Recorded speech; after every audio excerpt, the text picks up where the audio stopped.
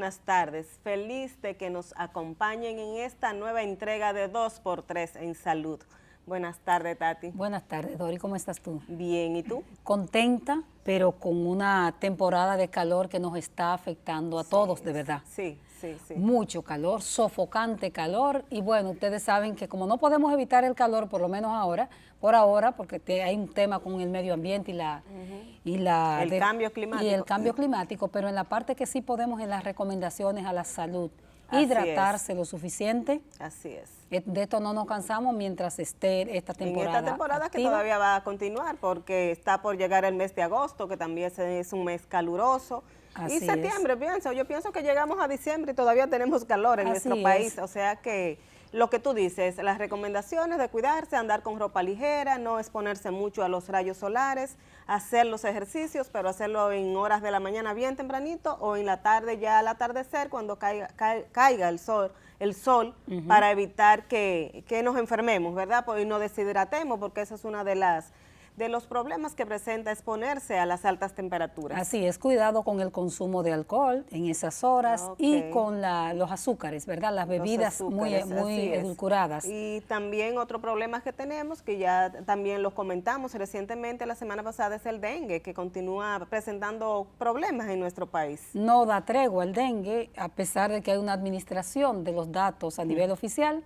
Se están administrando bastante y hay una prohibición en los hospitales, ministro, así no se resuelve el tema. Y no sé por qué lo administran, porque tenemos la manera de conseguir las informaciones cuando las queremos buscar. O sea, en los hospitales, aunque haya esa disposición oficial de que ningún director de medio, ningún centro de salud pueda ofrecer datos sobre la cantidad de pacientes que se reciben en los hospitales sospechosos de dengue o con síntomas de dengue, pues nosotros tenemos ya tanto tiempo en esta área que tenemos la manera de saber cuántos hay en este momento hospitalizados en cualquier centro de salud que queramos. Como recomendación para las autoridades, que las cosas sean transparentes, siempre.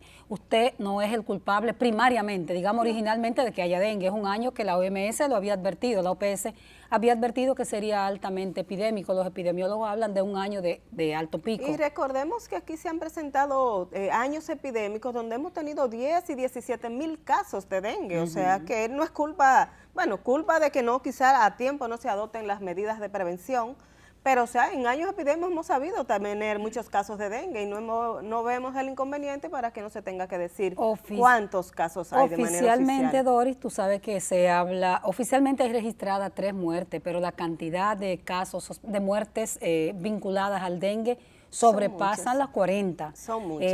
Eso al menos dijo esta semana el doctor Félix Iglesias, que si bien el doctor Félix Iglesias no está metido ya en el sistema de salud como antes, pero es un infectólogo de larga data. El doctor Clemente Terrero lo ha estado advirtiendo.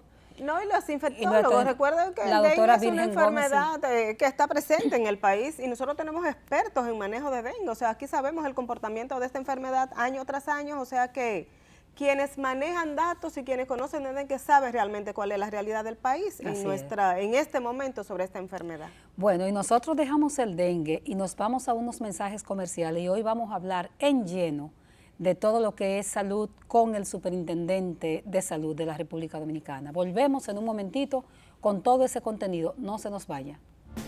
2x3 en salud. Gracias por continuar con el desarrollo y con todo el contenido de 2x3 en salud.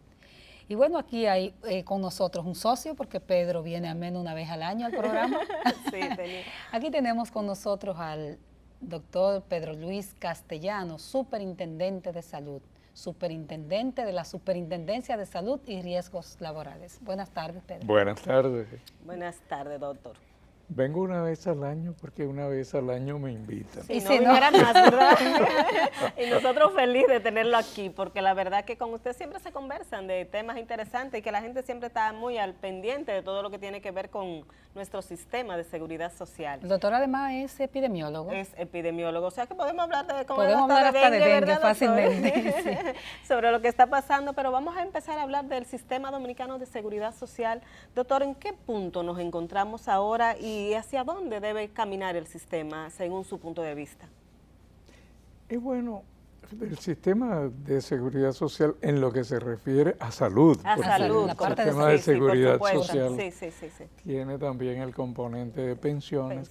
Nosotros no participamos. Es otro En lo superintendente. que se refiere a salud, yo creo que con todas sus bemoles, digamos, sin duda ha sido una de las políticas públicas de mayor impacto social en el país. Ha aumentado la accesibilidad de mucha gente a distintos tipos de prestadores, tanto públicos como privados. Fíjense que en el año 2011 teníamos un poco más de 4 millones de personas afiliadas al sistema. Y en el año 2001 teníamos apenas el 10% de la gente.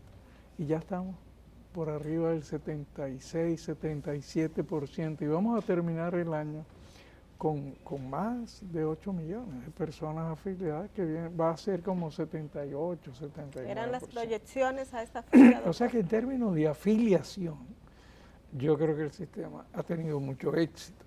Quedan cosas por resolver, algunas de las cuales requiere que se modifique la ley, porque la propia ley, ahora viéndolo de adelante hacia atrás, tiene restricciones. ¿Dónde tenemos problemas? Déjame decir que también se ha logrado mejorar las coberturas. Solo en los últimos años se han aumentado alrededor de 159 nuevas coberturas dentro del catálogo y un número elevado de medicamentos y procedimientos que se han incorporado. Se ha aumentado hasta 1 millón por cada medicamento de alto costo y procedimiento. La cobertura de los recién nacidos, ¿se acuerdan que era 100.000 y se aumentó hasta 1 millón desde el nacimiento, etcétera? Sin embargo, eso no es suficiente. Ha llegado el momento en que tenemos que repensar el catálogo. Hay que desde otra perspectiva, porque nuestro catálogo nació, ustedes estaban ahí, yo también. Sí, estábamos ahí. De aquel acuerdo Así es. del 19 de diciembre del 2006, que es básicamente un conjunto de procedimientos y medicamentos. No es predominantemente problemas de salud, sino medicamentos y procedimientos, que es un poco la lógica de los seguros privados, digamos, a nivel internacional. Yo creo que empezar a volcar en nuestro catálogo progresivamente a algunas cosas. Uno, a fortalecer las coberturas de atención primaria. Eso es fundamental para poder fortalecer un enfoque más preventivo, más de prevención, más de promoción. Luego hay que, además para reducir el gasto familiar. Que es alto. Sí. Porque fíjense que la propuesta de atención primaria incluye más de 500 coberturas entre medicamentos, procedimientos. Que luego vamos a detallar bien esa propuesta. Sí, luego, pero sin topes, sin copagos, sin etcétera. Sí. Bueno, lo otro que tenemos que hacer en el catálogo es una nueva forma de gestionar el alto costo. Porque si bien el alto costo tiene una cobertura que no es despreciable, que es 1 millón por cada evento, por cada procedimiento, si fuera 3 millones tampoco alcanzaría. Porque simplemente porque cada día aparecen procedimientos y medicamentos nuevos y cada día suben los precios. Es más costoso. Entonces hay que cambiar la forma de manejarlo de manera que lo que esté cubierto completo. Porque lo peor que le puede pasar a una persona que tiene una enfermedad que le implica un alto costo es quedarse a la mitad. Sí, empieza el tratamiento y se le acabó la cobertura. Que se da con mucha frecuencia. No, con muchísima frecuencia sí, ocurre porque eso. son cada vez más costosos estos procedimientos. Entonces, algunos países ya han desarrollado otras formas, otras modalidades de gestión que son mutuamente satisfactorias, porque muchos de estos medicamentos no es cualquier médico que lo puede prescribir. Entonces, se califica cuáles son los especialistas de alto nivel que pueden manejar ese tipo de procedimientos o de medicamentos. Se establece mecanismos de compra conjunta que permiten lograr precios más razonables y sobre todo negociar mejores precios. Y se califica mejor a los pacientes también, porque tampoco es a cualquier paciente. Se establecen protocolos rigurosos que puedan ser cumplidos y eso permite dar una cobertura mucho mayor a las personas que lo necesitan. hay otras cosas que necesitamos mejorar dentro de nuestro Doctor, sistema. antes que pasemos a esas otras cosas, por ejemplo, voy a poner dos tipos de terapia y tratamiento. Esta semana hablamos de la hepatitis C y la hepatitis B, que ustedes respondieron, la necesidad de que la hepatitis C se cura, pero la gente no tiene la cobertura de ese tratamiento, tiene que estar en alto costo en el ministerio. Y el otro trabajo es el del PET, que ya está en el sector público, ya va a comenzar, pero no tiene cobertura y cuesta $1.900 el que te haga un estudio. Esos son dos buenos ejemplos ¿verdad? De lo que estábamos hablando. Los medicamentos para la hepatitis C y B están disponibles, son efectivos, han demostrado efectividad, son muy costosos, son muy costosos. Sí, sí. Tan costosos que son un problema para la persona, pero un problema también para los sistemas. Entonces, esa solicitud, esa demanda que fue públicamente planteada por una asociación, nosotros le respondimos diciendo que tienen razón, o sea, el sistema de seguridad social tiene que cubrirlo, y estamos trabajando en eso. Ahora, cubrirlo no puede ser simplemente poniéndolo en el catálogo, porque si lo pone en el catálogo y no establece las reglas de acceso, los criterios, nos apoyamos en los protocolos que el Ministerio de Salud Pública establezca, etcétera, todo el dinero del país no va a alcanzar. La cobertura, sí. Entonces, hemos estado trabajando en eso. Nosotros esperamos que relativamente pronto podamos llevar la propuesta al Consejo. El otro tema que planteaste, que es el PET, es un procedimiento de diagnóstico para personas con cáncer, ¿no? Sí. O con sospecha de cáncer. De cáncer metastásico, invasivo, etcétera. Sí, es importante. Pero es la misma historia, o sea, hay que incluirlo, pero tiene que especificarse en cuáles circunstancias se debe usar. Un protocolo bien claro sobre protocolo, eso, quiénes son los que lo pueden indicar, qué tipo de paciente. ¿Quién tiene que hacer ese protocolo?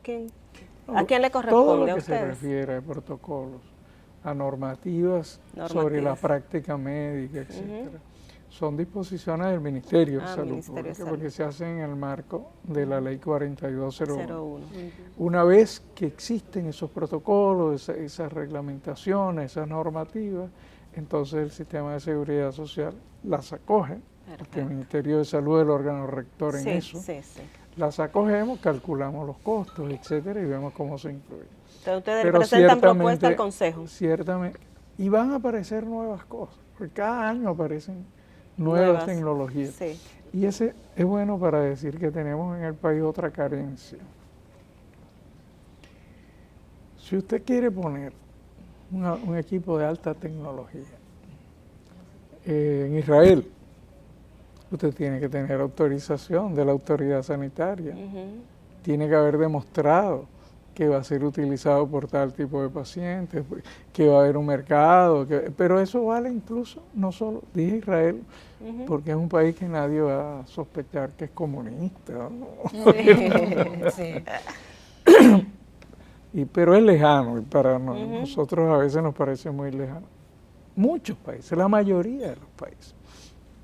Usted no puede ir a cualquier país europeo y montar un PET scan donde le dé la gana, o un resonador, no, tiene que tener una autorización que está precedida, esa autorización, por un estudio de necesidad, o sea, por un estudio de cuántas personas lo necesitan, cuál es la capacidad que el país tiene instalada, en cuánto tiempo se va a poder recuperar esa inversión. Como no tenemos eso, que se llama evaluación de tecnología, y no tenemos una autoridad todavía que regule la incorporación de tecnologías en el campo de la salud, bueno, tenemos cierto desorden con eso. Y tarde o temprano va a ser necesario. En el caso del PET scan lo regula la Comisión Nacional de Energía. Pero lo regula desde la perspectiva de la seguridad. O sea, desde la perspectiva de que las instalaciones sean seguras, de que los desechos sean adecuadamente dispuestos, que los productos que se utilizan sean los adecuados.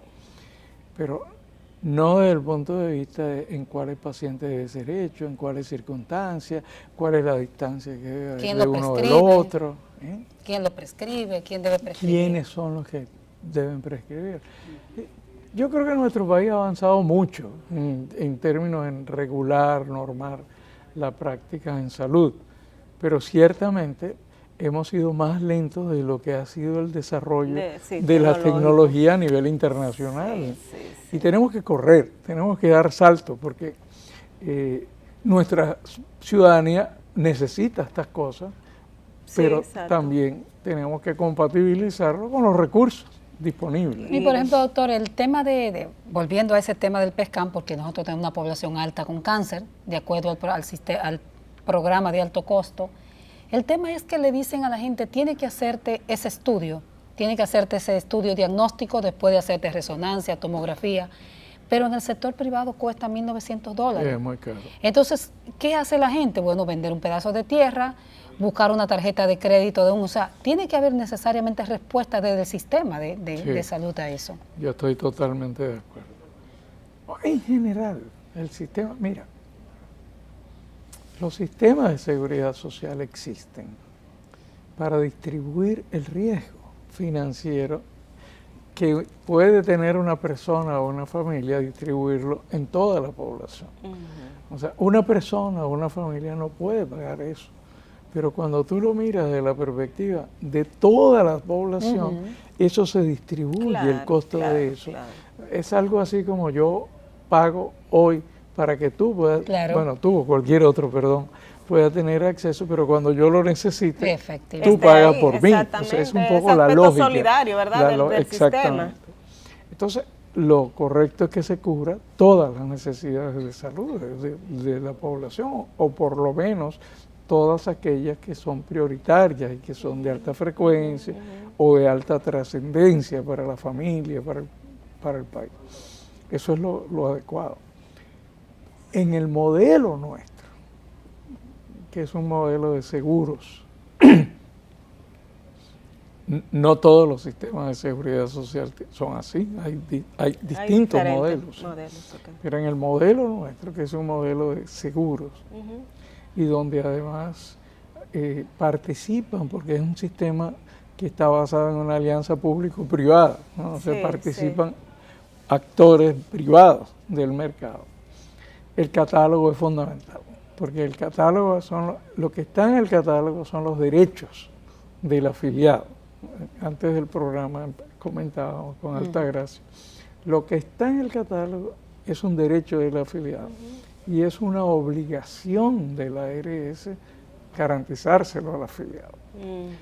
Pero para entrar en el catálogo tiene que entrar con financiamiento, tiene que ir con el pan debajo del brazo. No es ponerlo en una lista. Claro, no es solo ponerlo, es que hay que ponerlo y hay que poner cuánto va a costar. ¿De dónde va a salir ese recurso? ¿De dónde va a salir el dinero? Entonces siempre va precedido de estudios actuariales, de estudios muy meticulosos para prever, porque esos cálculos se hacen no tanto para ver qué pasó, como es la epidemiología, que trabaja un poco cómo ocurrieron las cosas para buscar la explicación. Los cálculos actuariales tratan de predecir el comportamiento, de prever el comportamiento, para evitar que el sistema sucumba desde el punto de vista financiero. Sí, entonces, doctor, en espera de que esos cambios se dan, la gente se desespera, ¿verdad? Porque cada vez que uno va al doctor te hacen una prescripción, una indicación de un estudio, y cuando vas a buscar esa autorización, pues resulta que no está en el catálogo, o simplemente tiene algún aspectico que no te dicen, eso no puede cubrirse. Pero, sí, es verdad, pero cada vez son menos. Cada vez son los menos. Que no están en el catálogo. Vamos a pedirle un permisito para desarrollar un poquito esa parte, que sé que es una de las que más preocupa a la población, la cobertura. Nos vamos a una pausa y regresamos en un momentito. 2x3 en salud. Hablamos de cobertura de nuestro sistema de seguridad social con el doctor Pedro Luis Castellano, superintendente de salud y riesgos laborales. Doctor, hablábamos de cobertura, de esa gran preocupación de la población que a veces siente que cuando le prescriben algo y va a buscar esa cobertura no la encuentra. Usted hablaba de cambios que se deben hacer. Sí, es bueno también decir lo siguiente. No hay ningún sistema de salud del mundo que te pueda dar cobertura al 100%. Y en el momento. Exacto. O sea, porque los que se financian de otra manera, el mecanismo que utilizan es el tiempo. O sea, te ponen la cita para dentro de 6 meses, para dentro de un año. Una de las virtudes de este tipo de sistema como el nuestro es que el acceso es rápido. O sea, si este prestador no te lo da hoy, tú vas a otro y tratas de conseguir rápido. Es una de las virtudes. Pero tiene ese problema de que lo que no está en el catálogo no te lo van a se cubre. En el catálogo, una de las dificultades que tenemos son con los medicamentos. No tanto con estos de muy alto costo, porque generalmente los de muy alto costo tienen un solo laboratorio que lo produce, o sea, no, la marca equivale a su principio activo prácticamente, sino a los de consumo masivo y reiterado, por ejemplo, lo que consumen los hipertensos, lo que consumen los diabéticos, o lo que consume la población por problemas de índole crónica. Es que hay muchas marcas en el mercado. Y el catálogo y el cuadro básico de medicamentos esenciales y lo que la Organización Mundial de Salud tiene como listado, etcétera, es por principio activo. O sea, no por marcas, porque de cada principio activo hay muchas marcas. Y no siempre las diferentes marcas valen lo mismo. Hay diferencias a veces hasta de 10 veces entre una marca y otra.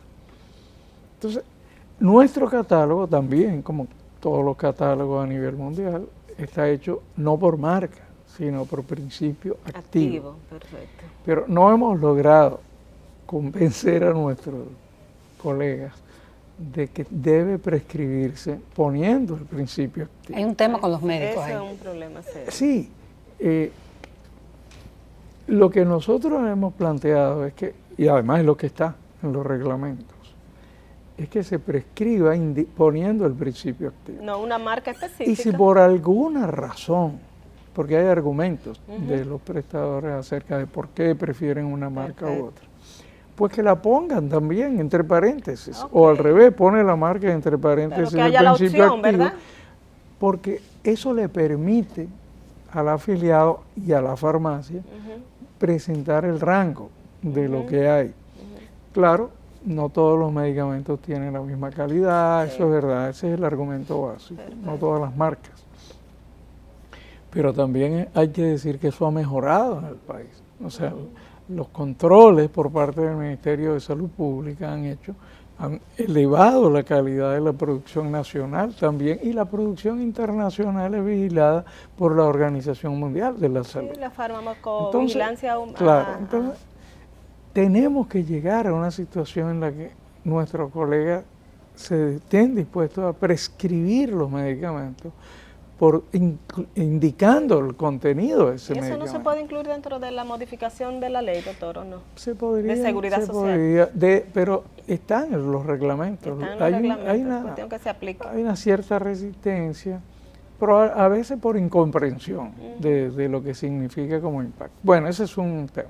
El otro tema que tenemos que lograr es, en el catálogo, es que nuestro catálogo progresivamente comience a incluir problemas de salud, pero cubiertos totalmente, como en el caso de la hipertensión, la diabetes, estos que son de alta, de cada vez mayor frecuencia, y que significan para una persona que va a tener que vivir con ese problema el resto de su vida. Entonces, eso no puede estar limitado a una cobertura determinada, porque yo no voy a dejar si yo soy hipertenso, no voy a dejar de ser hipertenso en 3 meses. Exactamente. O sea, ahí hay una lógica diferente que hay que empezar a introducir dentro de nuestro catálogo de prestación. Lo otro que hay que empezar a modificar, y estamos trabajando en eso, las relaciones entre las ARS y los médicos, clínicas, lo que en el sistema se llama prestadores de servicios de salud, están mediadas por un contrato. Ese contrato es un contrato privado en nuestro sistema. O sea, es un contrato es un acuerdo entre las partes, Entre las partes, donde por las partes se ponen de acuerdo. Sin embargo, hay una regulación que establece que a través de ese contrato la ARS y el prestador se comprometen a cumplir el contenido del catálogo para los afiliados. Nosotros pensamos que hay que mejorar esas regulaciones y estamos trabajando en eso, de tal manera que sea mejor, más satisfactorio para ambas partes, pero sobre todo para los afiliados. Eso. Porque es lógico que una ARS piense en reducir costos y es lógico que un prestador piense en aumentar su Una beneficio. relación de negocio. Entonces, ¿quién queda en el medio? El afiliado. Y es una responsabilidad del Estado de velar por los derechos de esos afiliados. Entonces, así como hay que actualizar y mejorar el catálogo, pensamos que tenemos que avanzar en mejorar también el contrato que se da entre las ARS para reducir también los conflictos y los malos entendidos y que las se dan con mucha frecuencia. Doctor, vemos que usted está haciendo, continúa, ya tiene un buen tiempo haciendo encuentros con diferentes sectores dentro de la propuesta de la atención primaria, ¿verdad? De poner en marcha la atención primaria. Cuéntanos en qué proceso va eso. Sí, ustedes saben que se presentaron por solicitud del Consejo Nacional. Presentamos a fines del año pasado una propuesta sobre... Estuvo muy caliente ese tema el año pasado. Pero hay que calmarse. Las aguas se bajan. Hay que trabajar las cosas con menos emoción y más razón. Así es. Una propuesta... Eso fue en noviembre del año pasado, doctor. Sí, a fines de noviembre. De cómo incluir en el catálogo las coberturas que corresponden a atención primaria. Y eso es bueno aclararlo. El sistema de seguridad social no tiene servicios. El sistema de seguridad social compra servicios. Por lo tanto, el sistema de seguridad social no define si hay servicios privados, si hay servicios públicos, cómo se organiza. Eso lo define el Ministerio de Salud Pública. Perfecto. O sea, en el marco de la Ley 4201, no de la 87. Que es la Ley General de Salud. Claro, que es la Ley General. Lo que el sistema de seguridad social define es qué compra y cómo lo paga. O sea, qué es un derecho financiero del afiliado. En la práctica, el sistema de seguridad social es un sistema que busca la protección financiera del derecho a la salud. Perfecto. Entonces, cuando algo se pone en el catálogo, no está definiéndose si es para el sector privado o para el sector público, es para los afiliados, para todos los afiliados. Y eso le da al afiliado el derecho a demandar servicios públicos y privados, porque tiene el pago dentro del catálogo y la ARS tiene que pagar. Entonces, la propuesta fue de incluir en el catálogo, cómo incluir en el catálogo estas coberturas que tienen que ver más con la atención primaria. ¿Qué es la atención primaria? En definitiva es ser proactivo, no esperar que lleguen los problemas, sino buscarlos para prevenirlos y para reducir el riesgo de que se compliquen, de que avance el problema, detectarlo tempranamente, atenderlo de manera integral. Por eso, las coberturas de atención primaria no pueden tener techo. No puede decir hasta 100,000 pesos. O sea, sin topes. No puede tener tope porque depende de la necesidad. Y no pueden tener copago, porque el copago se convierte en una barrera de acceso. Lo es, de hecho, sí. Claro, porque si yo no tengo para cubrir el copago, yo pospongo mi demanda. Y si tengo una simple gripe y la voy dejando. La voy dejando. Si hago una bronquitis, bueno, está bien, ni modo, tengo que ir. Ya cuando es obligado, la gente va, sí. Entonces, la atención primaria tiene una lógica diferente. O sea, es la lógica de búsqueda activa, de diagnóstico temprano, de cuidar tu salud, de promover tu salud. Y si ya te enfermaste, con el caso de las enfermedades crónicas, es garantizarte que el sistema te cubre lo necesario para tratar de evitar que te compliques y que tengas daños irreversibles.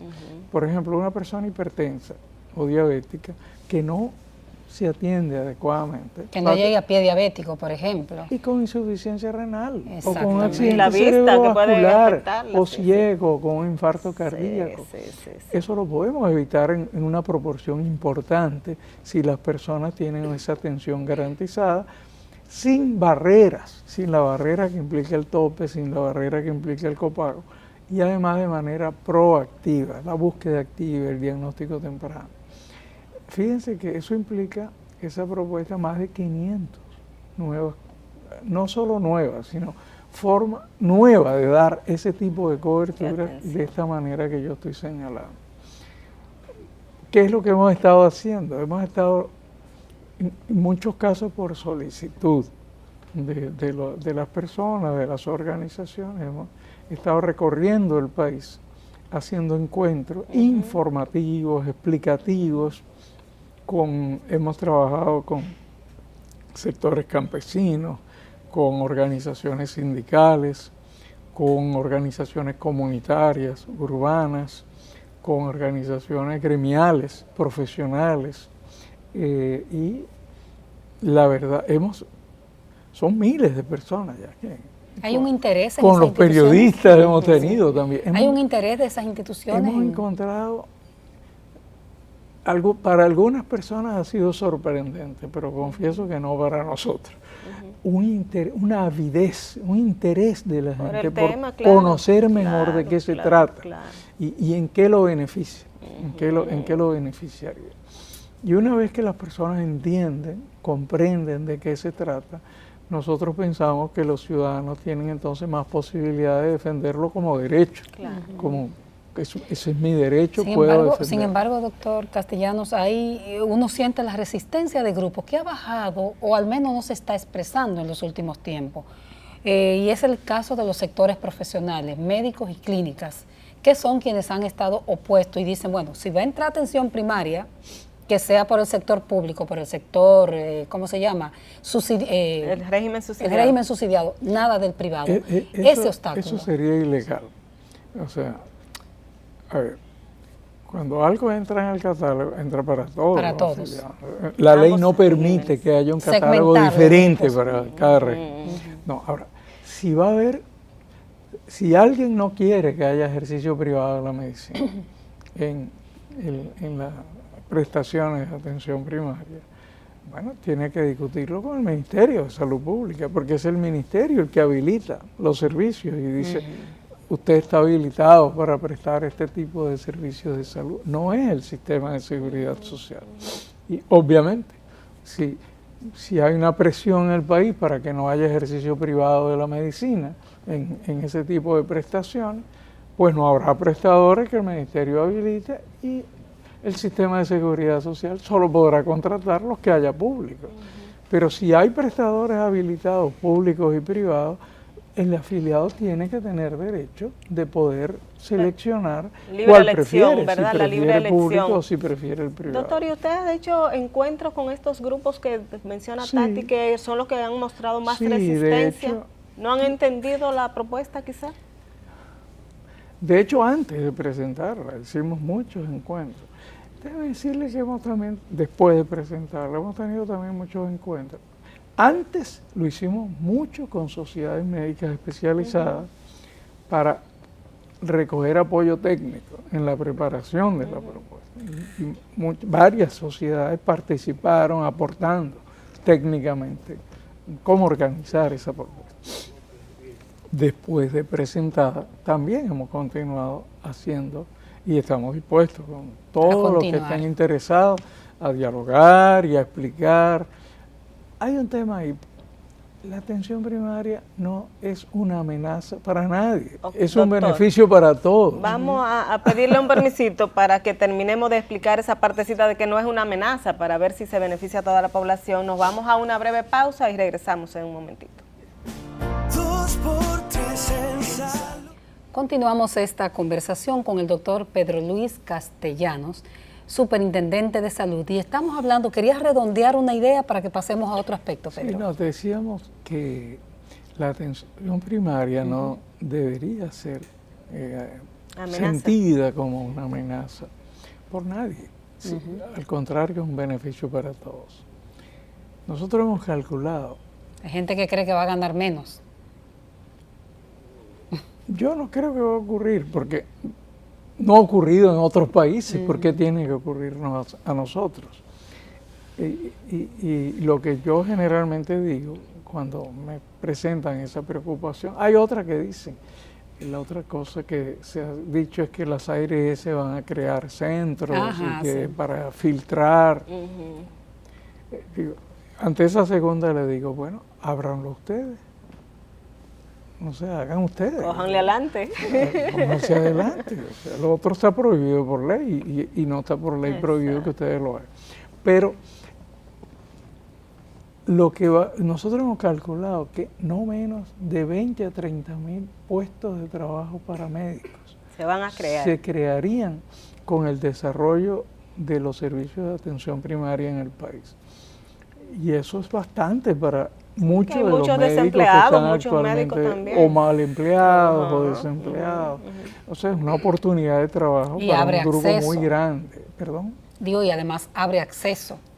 No, para la ciudadanía es un beneficio total. Me estaba refiriendo a los prejuicios que a veces puede haber, malentendidos, temores. Bueno, pero yo creo que también es importante ver que en el sistema necesitamos introducir algunas modificaciones en el marco legal. ¿Y no se hizo una introducción recientemente? No se conoció en el Congreso. Sí. El señor presidente presentó, las anunció el 27 de febrero, dos proyectos de ley, pero muy pequeños, muy parciales. Y está preparándose uno ya general de revisión del conjunto de la ley. Ese todavía no está en el Congreso. No se ha introducido. No se ha introducido.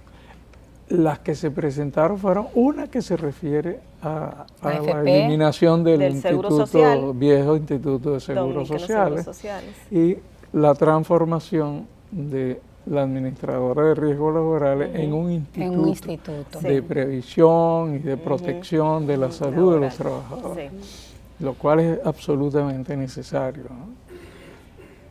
El otro proyecto, el que se presentó, es un proyecto de fortalecimiento de la vida y de la tesorería, de la seguridad social. Son distintos esos dos proyectos. Son dos pequeños proyectos. Uno es lo del seguro social, el otro es este.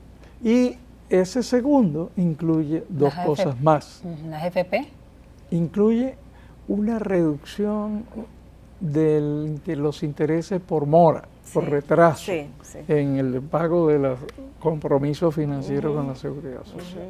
Y eso es muy importante, porque los intereses actuales, la penalidad es tan alta que cuando alguien se atrasa un mes o 2 meses, lo cual pasa mucho con las pequeñas empresas, no lo puede pagar. Exacto. Porque pasa a ser mucho mayor los intereses por la mora que lo que realmente tiene que pagar, está debiendo. Entonces, ese proyecto modifica esto de tal manera que favorezca que puedan ponerse al día, y son más de 250.000 personas que están fuera, afiliados, que han quedado fuera porque no están al día. La otra cosa que incluye ese proyecto es una reducción de las comisiones que ganan las AFP, las administradoras de fondos de pensiones.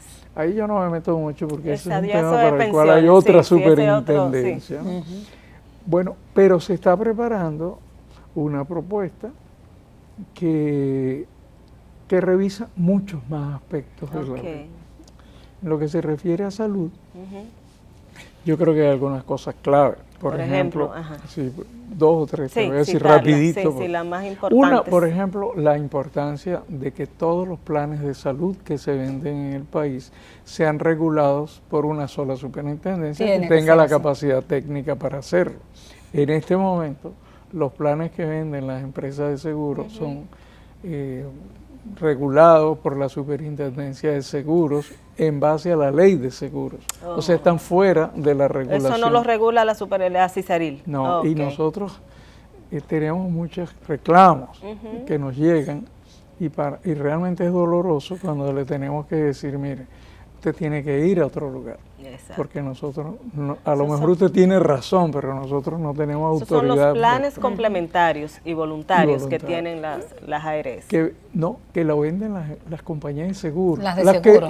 Las que manejan las ARS están bajo. Ustedes lo manejan. Oh, perfecto, pero ¿qué es lo que ha controlan ocurrido? ustedes. Que la mayoría de esos planes complementarios y voluntarios que vendían o manejaban las ARS, los migraron a empresas de seguro. Entonces ya no están regulados, están sujetos solo a las leyes del mercado. A las leyes del mercado. Y lo que es salud no puede estar sujeto solo a las leyes del mercado, porque la salud es un derecho humano, no es solo una mercancía en el mercado. Bueno, ese es un ejemplo. Pero no tanto. ¿Eh? Es una mercancía, pero no tanto. No, lo que es una mercancía... No debería ser. La salud no debería ser... La atención de salud, ¿verdad? La atención, no debería ser una mercancía. Es una política social. Un poco se es comporta una así, política doctor. pública social. Lo que ocurre es que es una política social donde los prestadores son públicos y privados y los aseguradores son públicos y privados. Pero como atañe a un derecho, el Estado tiene la responsabilidad de regularlo, de garantizar ese derecho a los ciudadanos. Doctor, ¿qué otros puntitos ustedes están modificando dentro de esa? Estamos modificando, no. Está por la propuesta. Que pensamos sí, que deben ser modificarse, modificados sí. por el Congreso, Exacto, ¿no? exactamente. En la parte de salud. Mejorar las regulaciones tanto para las aseguradoras como para los prestadores. Con la ARS hay más o menos bastante autoridad por parte de los órganos del Estado, pero con los prestadores hay muy poca. Hay problemas. Y la verdad es que en un sistema como el nuestro, repito, que es un sistema donde el mercado pesa mucho, tiene que haber regulación. Un mercado que no se regula se devora a sí mismo. Cierto. Se devora a sí mismo. Y parece que estamos, por lo menos eso es lo que dicen los pacientes, cada prestador o médico hace lo que considera a la hora de cobrar en su consultorio, y es fuerte. Mire, y eso ha devaluado el plan básico de salud. Nosotros tenemos, esa es otra cosa que hay que fortalecer en la ley. Lo que es obligatorio es el plan básico de salud. Por lo tanto, lo que tiene que tener valor en el mercado es el plan básico. Lo demás tiene que ser voluntario. No puede ser que la gente sienta que es obligatorio. Pedro, yo creo que vas a tener que volver a fin de año o cuando se introduzca el proyecto, con toda esta, que debe ser mucho más profundo, porque nos dice el técnico que se terminó el tiempo. ¿Qué te parece? Si vuelve cuando... Volveremos. Volveremos. Bueno, queremos agradecerte, Pedro Luis Castellano, por estar aquí con nosotros y siempre acudir a nuestra invitación para dar estas explicaciones a la población y a nuestros amigos televidentes. Agradecerles que siempre están ahí, acompañándonos cada sábado. Será hasta la próxima semana.